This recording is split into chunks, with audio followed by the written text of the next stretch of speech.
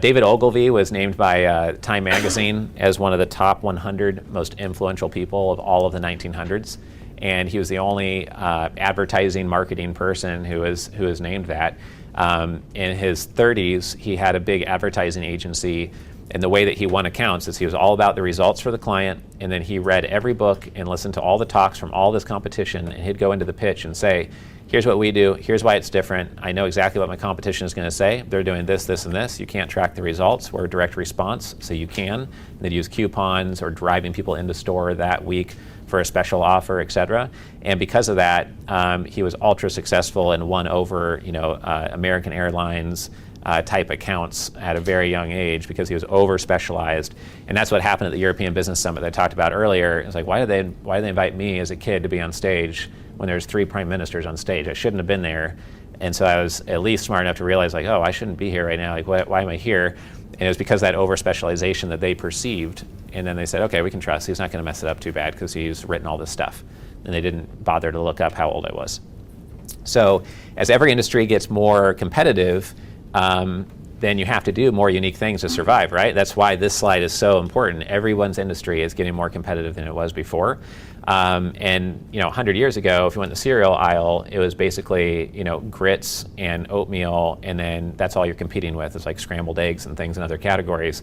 Nowadays, there's like the gluten-free, locally sourced, blueberry flavored frosted mini wheats, not just frosted mini wheats like when we grew up, right? So everything becomes more and more specialized, just like if you're investing in a healthcare business or real estate business, whatever niche you're in, it needs to be more and more specialized just to compete and get people's attention. And the more that people evolve their abilities to raise capital from investors, the more that they're going to have more offers in front of them, especially family offices.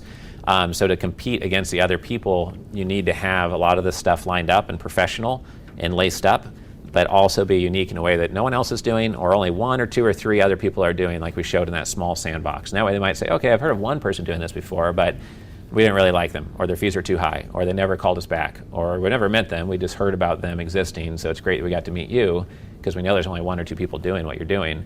And that's the response you want. You want them to lean forward and say, oh, that's refreshing, I've never heard of anyone that does that, and we're always frustrated by paying all these fees before anyone's made us $1 of money.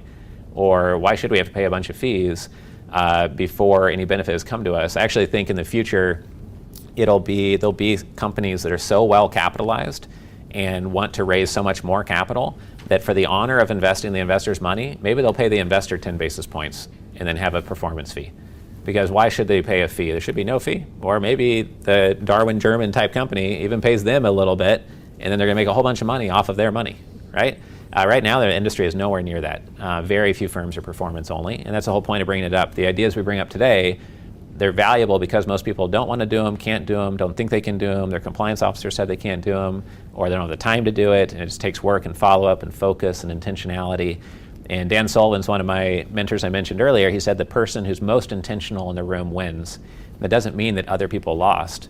It means that you have an unfair advantage because coming in, you knew what 5 things you were trying to get done, because you knew what trust curve you needed to move them up, or you knew that they were connected to the #1 association in that industry. And if you added a ton of value to them first, they would add value back to you. And that's just how business gets done. Some people don't understand that. We're going to send out an email blast on this soon because it's been interesting to watch, but some people just don't understand like the laws of the jungle of like, be nice to someone, maybe they'll be nice to you back, like treat someone well, and then they're likely to keep on helping you.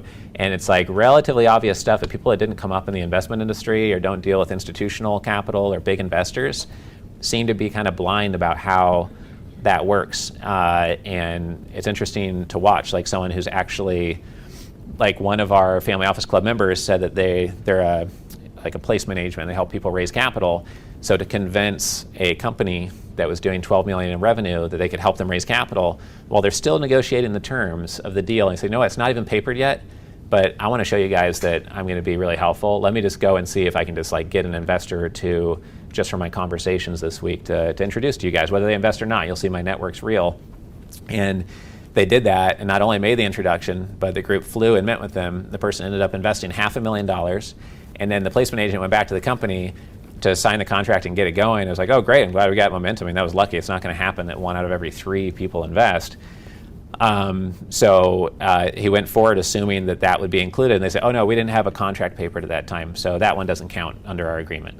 And he was like, what?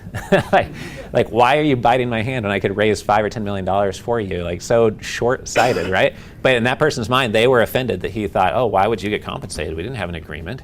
But like, that's not how the jungle works. Like, that's not how our industry works, right? You're either an upstanding person with high integrity and you do the right thing, whether it's papered yet or not, and it's a gentleman's agreement or I don't know the equivalent of saying a professional woman's agreement, that you're not going to like screw the person over and just have good intent and help people out, right? But some people just don't get that at all, so you got to watch out for that.